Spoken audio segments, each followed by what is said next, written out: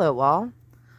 We're coming up to our next episode of All That's Dark in Indiana, and I'm titling this one The Strange and Unusual. Well, I read through that handbook for the recently deceased. It says, live people ignore the strange and unusual. I myself am strange and unusual. So, let's begin, shall we? So, John G. Hennell, a successful author, florist, who came to Indiana at a young age. He was born in 1844, and he passed away in 1920.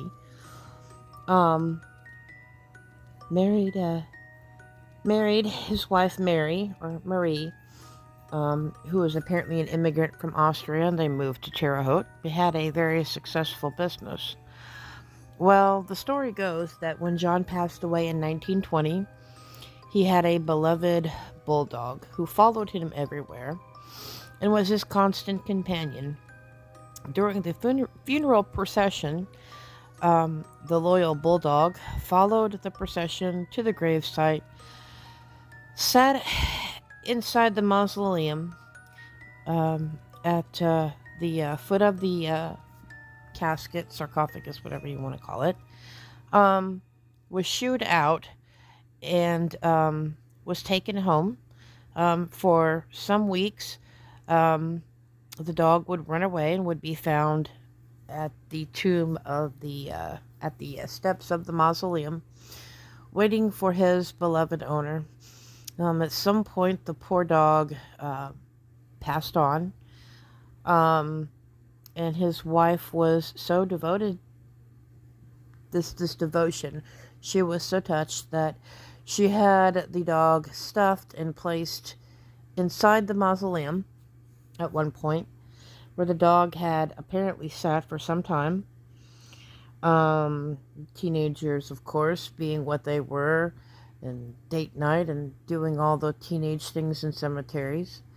Vandalism was quite apparent, and at some point, the stuffed dog's eye was pewed out.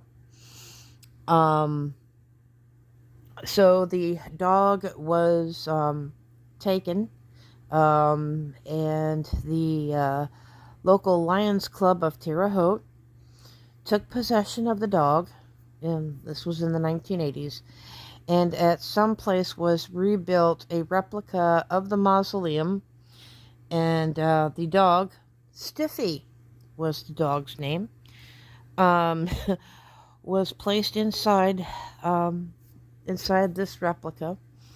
That is the legend that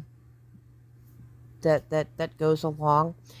There's been stories of seeing an old man walking the cemetery with a bulldog. The other story is that his wife was gifted a statue of a bulldog when she and John got married.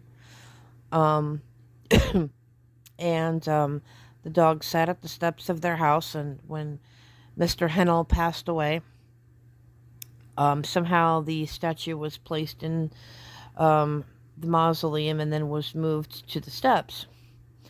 Those are the two stories. There was some talk about the statue at ISU, but at any rate, the Historical Society, did take possession of poor Stiffy. Now, whether or not Mr. Hennell actually had a bulldog, and maybe the wife had the dog stuffed and was inside the mausoleum, or it could have been a statue. The statue could have been vandalized, but those are the two or three stories that's known as the Legend of Stiffy Green. Although the idea of a dog that was basically stuffed and lasting for that long isn't all that far fetched. This is Daisy. She sits in an Indiana museum. The poor thing um, had gotten hit by a car in the 1930s and succumbed to her injuries. The family had her stuffed, and they kept her until like the 70s, and then she was given to the museum. So this lady is nearly 100 years old. Now, this next story also comes from Terre Haute. Um, Back in the late period, doctors didn't know a lot compared to what they do nowadays. Um, and at times didn't know the difference between a person being dead or in a coma, and there was a lot of misdiagnosis. Um, Back in the day, there's documentation of people basically being buried alive, um, whether investigation or intuition, hearing something. Graves had been dug up, and claw marks were found on the inside of coffins and caskets. Um, Luckily, doctors know a lot more than what they do now. So, this is also again where the term dead ringer comes from. When a person was put in a coffin or casket, a hole was drilled, a rope or something was tied to a particular body part, and if the person woke up and they moved, the bell above ground would ring. Of course, then they would have caretakers that, if they heard a bell ringing, um, then they would know whom to go and dig up and rescue. Of course, they didn't really put in monuments and all that type of thing back then. Um, but anyway, this comes to the Sheets family, Mr. Martin Sheets and his wife Susan. Mr. Sheets had an obsession of um, such a thing being, people thinking that he died and waking up and being buried alive. He had nightmares about it, even though he was a bit of an eccentric, to say the least. This is something he became obsessed with. He had nightmares. He talked to his doctors. So then he put it upon himself. He would hear himself being buried at night and wake up in the middle of the night in a cold sweat. So Mr. Sheets took an exuberant amount of money and built an above ground mausoleum. Um, Not sure at what point. They did have a 13-month-old daughter that had passed away. So I'm assuming she either was exhumed or already put in the mausoleum. Um, and on top of that, he had a coffin specially made that had latches or some type of apparatus on the inside, um, so that if he woke up, he could get himself out of the coffin. He did have provisions that were to be placed in the tomb on the day of his burial: tobacco, whiskey, cigars, some food, that type of thing, so that he had provisions while he waited on the proper person or authorities to come and let him out of the tomb. I don't. I don't understand how you would just get up out of a crypt and just go have a bottle of whiskey. But that's just me. Um, on top of that, he paid Indiana Bell. Oddly enough, my great grandmother worked for Indiana Bell.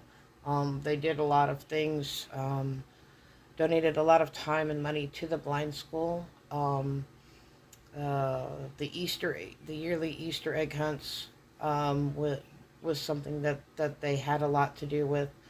People volunteered to come do things with us. So Indiana Bell was a great company.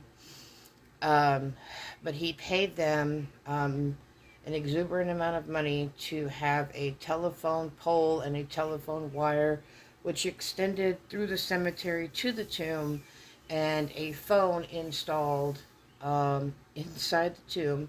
So when he got out of his coffin and had a cigar and had some whiskey and I guess, a ham sandwich, um, then he could go to the phone that was in the tomb, call, and have someone come in and let him out.